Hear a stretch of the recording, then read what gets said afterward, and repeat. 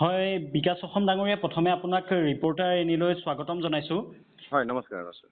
যিটো ঘটনা দৰাচলতে সংঘটিত হ'ল 25 জুলাই নিশা এগৰাকী হয় 19 বছৰীয়া ছাত্ৰগৰাকীক এগৰাকী তথাকথিত অভিনেত্ৰী নন্দিনী কাশ্যপে এক প্ৰকাৰ দৰাচলতে মহতিয়াই লৈ গ'ল। তাৰপিছত কোনো ধৰণৰ দৰাচলতে অনুশোচনা নাই আৰু হয় ইতিমধ্যে যদিও তেখেতক গ্ৰেপ্তাৰ কৰা হৈছে তেখেতৰ মাতৃয়ে মন্তব্য কৰিছে যে নন্দিনী কাশ্যপৰ পিতৃ গৈছিল সেইখিনি মুহূৰ্তত টকা দিবলৈ গৈছিল, কিন্তু টকা হয় দিবলৈ যোৱা মুহূৰ্তত কেইগৰাকীমান যুৱকে দৰাচলতে বাধা প্ৰদান কৰিছে। কি ক'ব দৰাচলতে এই সমগ্ৰ ঘটনা সন্দৰ্ভত কি ক'ব? নহয় ঘটনাটো ইতিমধ্যেতো বাস্তৱ সত্যতাটো ওলাই পৰিছে যে তেখেতৰ কি ভুল আছিলে আৰু কি ভুল নাছিলে। আৰু কথাটো হ'ল এনেকুৱা ধৰণৰ যে যেতিয়া চামিউলৰ যেতিয়া এই ঘটনাটো ঘটিছিলে যে নন্দিনী কাশ্যপে সেই উক্ত ঘটনাটোৰ সময়ত সেই সময়ত যদি সেই আধা ঘণ্টা 1 ঘণ্টা লেট নকৰি তেখেতৰ নিজৰ গাড়ীখনে যদি আনি পেলাই তেওঁক যদি মেডিকেলত যদি ভৰ্তি কৰালেহেঁতেন আৰু তেখেতে লেট কৰাৰ কাৰণে হওক বা তেখেতক সেই হিট এণ্ড ৰান যিটো ঘটনা ঘটিলে মানে হিট কৰাৰ পিছত আহি পেলাই তেওঁ বেলেগ এটা কি কয় ফ্লাইটলৈ গুচি আহিলে, এই ঘটনাটোক লৈ পেলাই কিন্তু আমি বৰ্তমান সময়ত সঁচাকৈ মানে আচম্বিত হৈছোঁ। আৰু তাৰোপৰি ঘটনাটো এনেকুৱা ধৰণৰ তেখেতে দিয়া ষ্টেটমেণ্টবিলাক মন্তব্যবিলাক খুব বেছি তুলুঙা আছিলে। তেখেতৰ সেইটো বয়স নহয় যে যিটো বয়সত তেখেতে কথাখিনি এনেকুৱা হেৰি পিলিঙা আপোনাৰ বয়সৰ 13-14 বছৰীয়া ছোৱালীয়ে কোৱা নিচিনাকৈ ক'ব সামান্যহে আঘাতপ্ৰাপ্ত হৈছে, একো তেনেকৈ হোৱা নাই, এনেকুৱা ধৰণৰ জীৱনতো এনেকুৱা ধৰণৰ প্ৰাসংগিক ঘটনা পৰিঘটনা ঘটিয়ে থাকে। সেই কথাবিলাকে আচলতে আমাক সকলোকে মৰ্মাহত কৰিছে। চাওক এক্সিডেণ্ট কাৰ নহয়, এক্সিডেণ্ট হ'ব পাৰে, একো ডাঙৰ কথা নহয়, কোনোবা কৰোঁ বুলি নকয়, এইটো বাই চান্স এনেকুৱা ধৰণৰ ঘটনা ঘটিবও পাৰে। সেই কথাটো হ'ল এনেকুৱা ধৰণৰ গোটেই সামগ্ৰিক অসমৰ প্ৰেক্ষাপটত ৰাইজে এইটো কথাটো বেয়া পাইছে যে তেখেতৰ যিটো তেওঁ জ্ঞাতেই হওক বা অজ্ঞাতে যিটো মানে এটা অহংকাৰ মানে ফুটি উঠিছে সেইটোক লৈ কিন্তু সকলোবিলাক মানুহে মানে মৰ্মাহত হৈছে। আৰু তেওঁলোকক যদি ফেমিলিয়ে যদি টকা পইচা দিবলৈ গৈছিলে তেতিয়াহ'লে সেই মুহূৰ্তত যাব লাগিছিলে। ইতিমধ্যে কণ্ডিশ্যন খুব বেছি বেয়া হ'ল, ক্ৰিটিকেল হ'ল আৰু বেছি যেতিয়া চামিউলৰ অৱস্থা সংকটজনক হ'ল খুব শেহতীয়াকৈ মানে তেওঁলোকৰ পৰিয়াল গৈছে। তাৰ আগতে তেওঁ 4 দিন 5 দিনৰ কোনো যোগাযোগ নাই। আনকি মই যিমানখিনিলৈকে গম পাওঁ যে তেওঁলোকৰ ফেমিলিয়ে 26 তাৰিখলৈকে মানে সেই ভিডিঅ' বা তেনেকুৱা একো মানে যিবিলাক তেওঁলোকে ভিডিঅ' কৰি ৰাখিছিলে ধৰি ৰাখিছিলে সেইবিলাক ফাদিল কৰা নাছিলে। তেওঁলোকে কৈছিলে যে আপোনালোকে মানে যিখিনি যাৱতীয় খৰচ পাতি কৰি দিয়ক, আৰু তেওঁলোকে কিন্তু কথাটো বেলেগকৈ ৰিপাৰ্কেশ্যনটো দিয়াৰ কাৰণে প্ৰতিক্ৰিয়া দিয়াৰ কাৰণেহে তেওঁলোকে ভিডিঅ'টো 26 তাৰিখৰ দিনা ঘটনাটো আপোনাৰ 27 তাৰিখ 27 তাৰিখৰ দিনা তেওঁলোকে ভিডিঅ'টো ৰিলিজ কৰি দিছে। আপোনালোকে গম পায় 26-27 তাৰিখৰ দিনা ৰিলিজ কৰা ভিডিঅ'টো ইতিমধ্যে 24 তাৰিখৰ দিনা ৰাতি চামিউলে হেৰিয়ৰ পৰা আহিছে নলবাৰীৰ পৰা আহিছে আৰু 27 তাৰিখৰ দিনা 25 তাৰিখৰ দিনাখনি শুকুৰবাৰ আছিলে ৰাতি 3টা বজাত ঘটনাটো সংঘটিত হৈছে। আৰু তেখেতে কৈছে যে কোনো আমি পলাই মেলি অহা নাই, তো পলাই আহিছে নে নাই অহা সেই ঘটনাটো গমেই পাইছে। 2-4জন ল'ৰাই তেখেতৰ পাছে পাছে বাইক লৈ খেদিছেহি, এটা ফ্লেটত আহি পেলাই ধৰিছেহি। এই ঘটনাটো সকলোবিলাক কথা পৰিস্ফুট হৈ আছে। গতিকে কথাটো এটাই ধৰণৰ হয় যে এনেকুৱা ধৰণৰ ঘটনা সংঘটিত কৰিলে তাৰপিছত দায়হে মন্তব্য দিলে নহ'ব। অসম পুলিচ প্ৰশাসনে যি ইতিমধ্যে মানে জামিনবিহীন গোচৰ তেওঁক ওপৰত তৰিছে 105, মোৰ যদি ভুল নাই হোৱা, আমি তাত সঁচাকৈ মানে সুখী অনুভৱ কৰিছোঁ।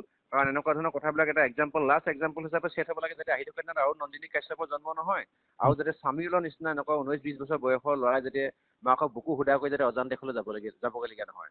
আমি বিলাসিতা অসমৰ তৰফৰ পৰা এটাই কথা ক'ব বিচাৰিছোঁ যে ইতিমধ্যে আপোনালোকে গম পায় যে আমি এই এনেকুৱা ধৰণৰ বিভিন্ন ধৰণৰ অপৰাধ কৰি থকা অপৰাধ প্ৰৱণতাৰ বিষয়বিলাকৰ বিৰুদ্ধে আমি সদায় মাত মাতি আহিছোঁ। অসমৰ জনগাঁথনিয়ে হওক বা জাতীয় জীৱনৰ সমস্যাৰ ক্ষেত্ৰত মাত মাতি আহিছোঁ।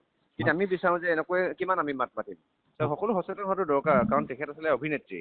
অভিনেত্ৰী এগৰাকীয়ে কৰা ঘটনা আৰু নৰ্মেল এজনৰ মাজত আকাশ পাতাল পাৰ্থক্য আছে। কাৰণ অভিনেতাসকল বা শিল্পীসকল হ'ল আমাৰ ৰাইজৰ ওচৰত মানে ক'ৰবাত নহয় ক'ৰবাত তেওঁলোক মানে সংলগ্ন বা দায়বদ্ধ।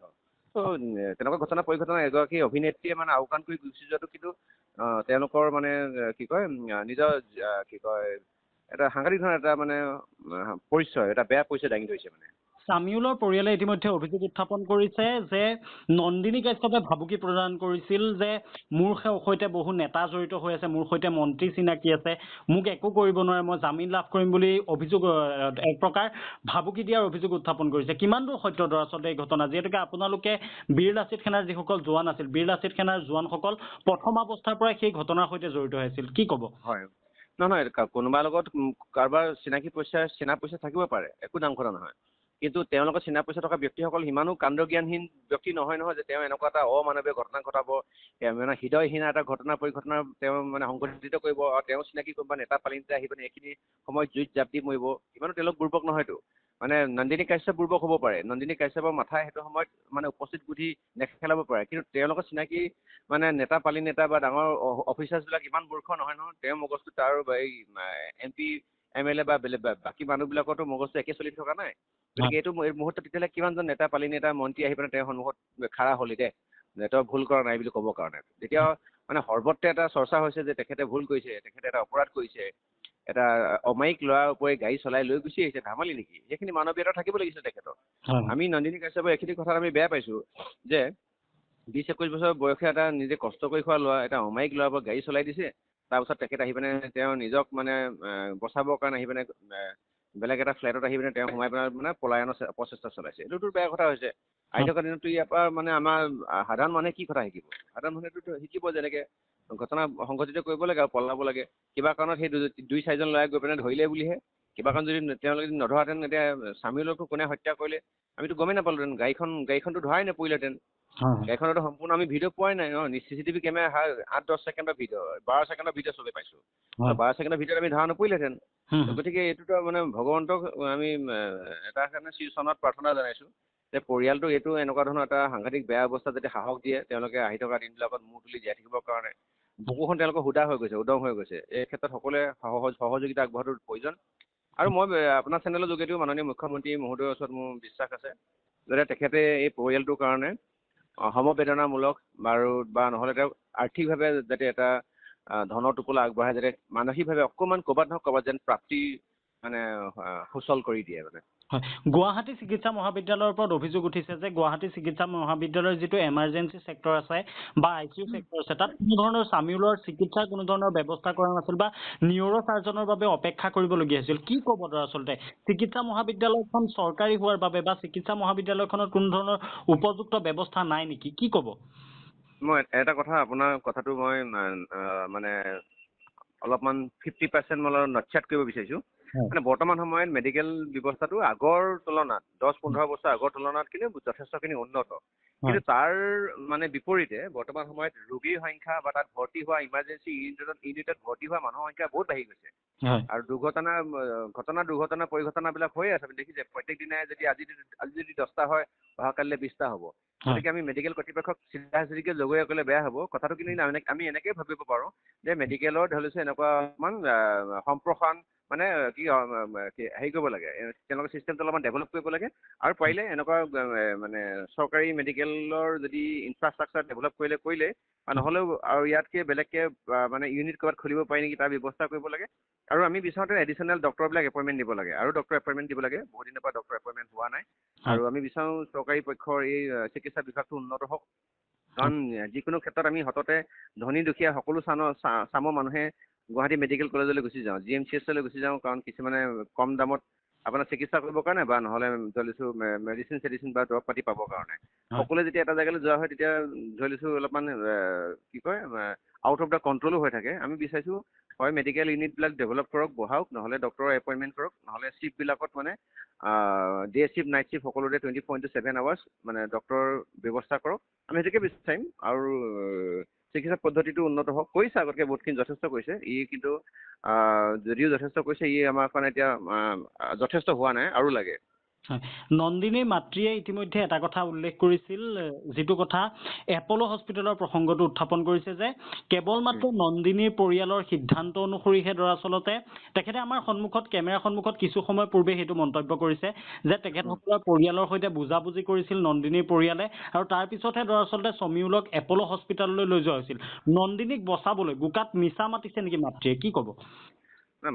চাওক, মাকে কৰা কথাখিনি যদি মানে প্ৰাসংগিকভাৱে যদি সত্যনিষ্ঠ হয় তেতিয়াহ'লে ভাল কথা। তেওঁলোকে যদি স্বামীউলৰ ফেমিলিৰ লগত যদি তেনেকুৱা আলোচনা কৰি পেলাই যদি স্বামীউলক তাত ভৰ্তি কৰিছিলে তেতিয়াহ'লে খুব সুন্দৰ আৰু ভাল কথা। যদি সেইখিনি আলোচনা কৰিয়ে তালৈ যোৱা হৈছিলে, তাৰ পাছতো কিন্তু তেতিয়াহ'লে ফেমিলি আৰু নন্দিনী ফেমিলি আৰু ধৰি লওক স্বামীউলৰ ফেমিলিৰ মাজত হোৱা সংঘাত আৰু যিটো ব্যাপক মানে এটা ব্যৱধান, তাৰ পৰা কিন্তু কথাখিনি আমাৰ প্ৰশ্নবোধক হৈ থাকিলে। আমি বিচাৰিছোঁ আহি থকা দিনত নন্দিনী পিছে পিছে দৌৰি বা স্বামীউলৰ পিছে পিছে দৌৰি থকাতকৈ আমি বিচাৰিছোঁ স্বামীউলৰ ফেমিলিটোক ন্যায় দিব লাগে। ন্যায় মানে এনেকুৱা ধৰণৰ ন্যায় নহয়, আজি নন্দিনী কাশ্যপক যদি 10 বছৰ জেল দি দিয়ে, ধৰি লৈছোঁ মানি লৈছোঁ, তাৰ অন্তৰালত ধৰি লৈছোঁ স্বামীউলৰ ফেমিলি কি লাভ হ'ব? যিটো চাজা পাব লাগে পাবই, কিন্তু মই বিচাৰিছোঁ যে তাৰ উপৰি মানে স্বামীউলৰ ফেমিলিটোক মিনিমাম ফাইনেন্সিয়েলি মানে এটা সকাহ দিব লাগে, এটা সহযোগিতা আগবঢ়াব লাগে। কাৰণ ফেমিলিটো ফিনেন্সিয়েলি বৰ ঠিক নহয়, সেই কাৰণ পইচাৰ কাৰণে ওলাই আহিছিলে 24 তাৰিখৰ দিনাখনি ৰাতি 7:30 বজাত, আৰু 25 তাৰিখৰ দিনাখনি ৰাতি 3টা বজাত মানে ইহলীলা সম্বৰণ কৰিছে বা ঘটনা সংঘটিত হ'ল। তাত ঘটনা মানে সংঘটিত হোৱাৰ কাৰণে যোৱাকালি তেখেতে পৃথিৱীৰ বিদায় মাগিবলগীয়া হৈছে। তেওঁ কি কাৰণে আহিছিলে? পেটৰ কাৰণতে আহিছিলে। পঢ়াৰ প্ৰতি থকা তেওঁ হেঁপাহ, আহি থকা দিনত কিবা এটা কৰিম বুলি মানে কৰা প্ৰবল হেঁপাহ আৰু ইচ্ছাৰ কাৰণে আহিছিলে। গতিকে আমি বিচাৰোঁ এই ক্ষেত্ৰত যে মানে চৰকাৰেও এটা মানে কি ট্ৰেন্সপৰ্টেশ্যনৰ ক্ষেত্ৰত এটা মানে নিয়ম বান্ধি ৰাখিব লাগে। আৰু তেওঁ ভাগৰ 5,000কৈ ফাইন আছিলে, 2,000কৈ 5 টাইমছ তেওঁ মানে অভাৰ স্পীডত চলোৱাৰ কাৰণে ফাইন আছিলে। এইবিলাক কথা জানিব লাগে, এইবিলাক কথা প্ৰত্যেকে নজৰত ৰাখিব লাগে। 5,000কৈ ফাইন চলাইছে যেতিয়া তেওঁ এই বস্তুটো মানে স্পীডত গাড়ী চলোৱাটো মানে এদিনে দুদিনে নহয়, তেতিয়াহ'লে আগতো বহুতবাৰ চলাইছে। আৰু কিবা কাৰণত যদি মদ পানী খাই যদি চলাইছেটো বেয়া কথা। আমি মদ পানী খাব নালাগে বুলি কোৱা নাই, তেওঁ ব্যক্তিগত জীৱন। কিন্তু মদ পানী খাই পিনে ৰাস্তাত মানে এনেকুৱা চৰণীয়া পথাৰ নিজৰ পথাৰ বনাই মানে যাকে মন যায় তাকে মদ দিলে নহ'ব কিন্তু। যিদৰে দৰাচলতে ৰাজকন্যা বৰুৱাই যিটো ঘটনা সংঘটিত কৰিছিল, অনুৰূপ ঘটনা সংঘটিত কৰিছে নন্দিনীয়ে। কিন্তু ক্ষমতাৰ বলত নন্দিনী বাচি যাব নেকি, নে জনপ্ৰিয়তাই মূৰত ধৰিছে নন্দিনী কাশ্যপৰ? নাই, এতিয়া ঘটনাটো যেনেকে শদিয়াৰ পৰা ধুবুৰীলৈ যদি অসমব্যাপী যেতিয়া মানে তুমুল এটা প্ৰতিবাদ চলি আছে, ৰাইজৰ মুখে মুখে বস্তুটো চলি আছে, এতিয়া ইয়াত যদি কোনোবাই যদি নন্দিনী কাশ্যপৰ হৈ পেলাই যদি চেল্টাৰ দিবলৈ আহে, তেওঁ মানে তেওঁ ইমেজ, ভৱিষ্যত সকলোবিলাক নষ্ট হ'ব। গতিকে কোনো জ্ঞানী মানুহে আহি পেলাই এনেকুৱা এটা, এইটো পাপটো নহয়তো, মহাপাপ কৰিছে ন।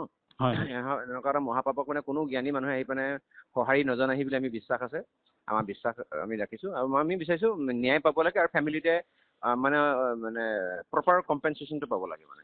হয়। ধন্যবাদ জ্ঞাপন কৰিছোঁ বিকাশ অসম ডাঙৰীয়া। পৰৱৰ্তী পুনৰ আপোনাৰ সৈতে সংযোগ